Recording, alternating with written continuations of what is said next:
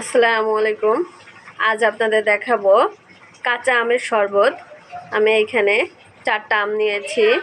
আমগুলোকে ভালো করে ছুলে নেব। আমগুলোকে কুচি কুচি করে কেটে নিয়েছি। ব্লেন্ডারের ভিতরে আমি আমগুলো দিয়ে দেব। কয়েকটা পুদিনা পাতা দিয়ে দিয়েছি। দিয়ে দেব লবণ, 2টা কাঁচামরিচ, দিয়ে দেব চিনি, দিয়ে দেব বিট লবণ। সব কিছু একসঙ্গে ব্লেন্ডার করে নেব।